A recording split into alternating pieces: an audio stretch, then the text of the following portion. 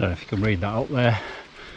This area may be monitored by cameras for crime detection. Yeah, like hell it is.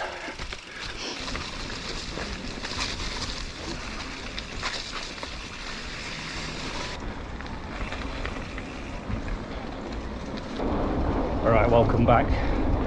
It's another late afternoon ride, I'm afraid. It's not stopped raining all day, so I've only just got out a couple of hours before it's getting dark, so a bit of an experiment today. I've managed to get the spare rear wheel on after messing around with it for quite a while.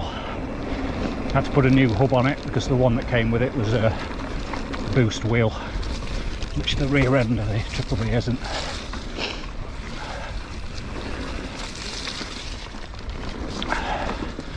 Then I've had problems with the free hub, it was sticking, so I've had that to pieces. It seems to be working quite nicely now. So, got a different tyre on. It's got an XC tyre on, which is less than half the weight of the hands damp that I normally run, and there's no cush core in it, so there's a considerable weight saving. There's probably an offset of a lack of grip, but it's certainly fast rolling, noticeably. Whilst I'm not setting out to break any records today because it's very damp. Thank you. You are retard? Yes. It's very good you allow a retard to eat with you. I just don't get it, do they? So yeah, this wheel and tyre I think weighs in total about 750 grams. The nuke proof that I normally run with a Schwalbe hands damp and a cush core, I think in total is nearly 1350. It certainly feels a bit more sprightly. Put the camera back on the chest for tonight. I've been riding with it underneath the peak for my last few rides, and I absolutely love the view, but I think you do lose a sense of speed, and obviously you don't see quite as much of the bike either. Brilliant for when you're doing a group ride and a follow. Not as good, I think, when you're doing a solo ride, so it's a beauty of having several helmets. Change between them depending on what I'm doing.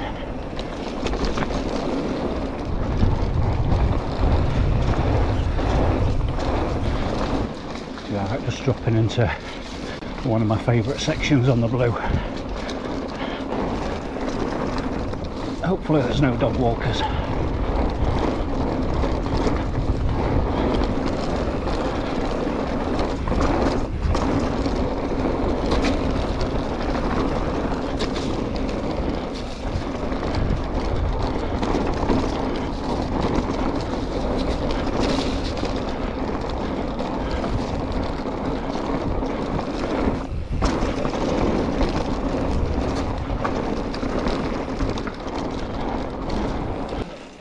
Oh yeah. There, mate.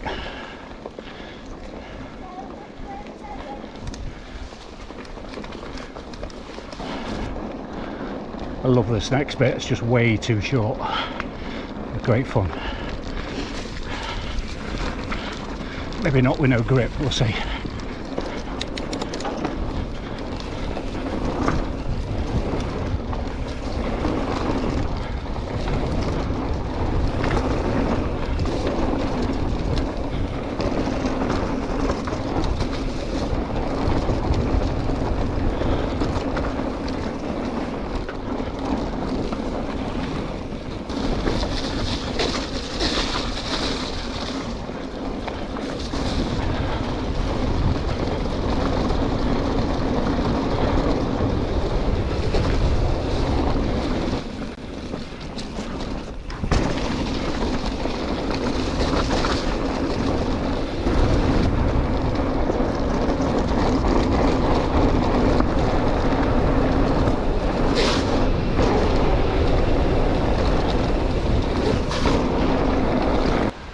So now onto the worst bit of the blue. just a long, horrible slog, especially when it's a bit soggy.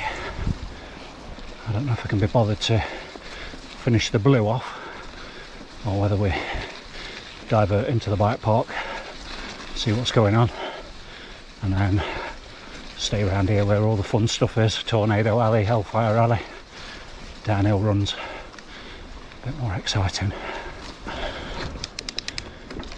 So I do believe work has already started on the big set of tables. They're all cornered off, I think. They're going to be completely rebuilt.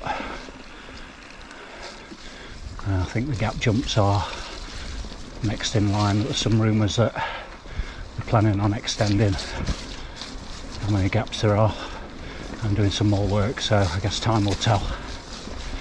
So let's go and have a look.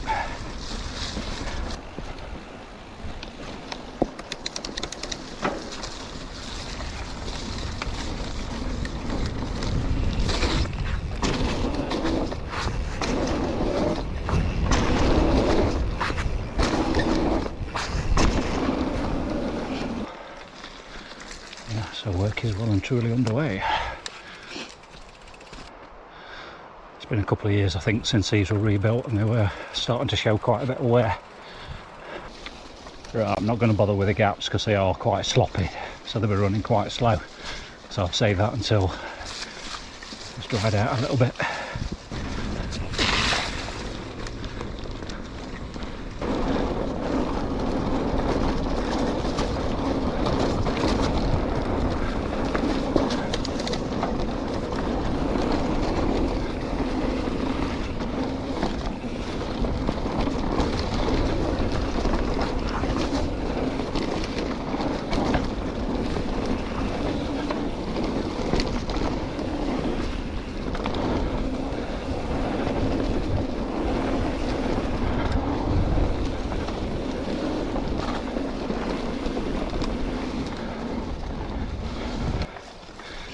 So if you are on the red route and looking to stop off halfway round and put in a trip to the bike park, just here on your left, where there used to be a sign,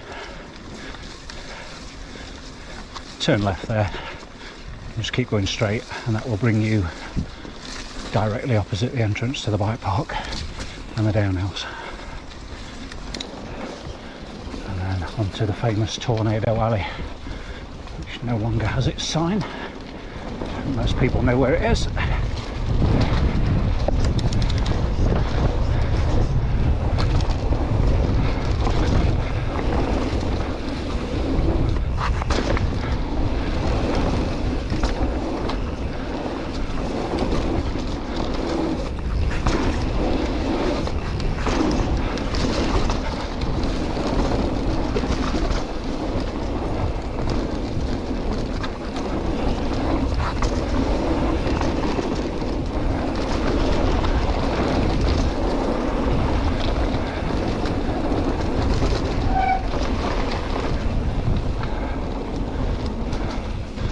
If you don't want to finish the whole of Tornado and want to loop back and do this again, or some of the downhills, take this nifty little shortcut.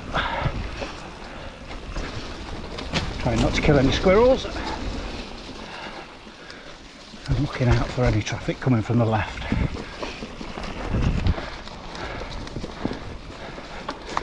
And this will bring you back on the push-up trail.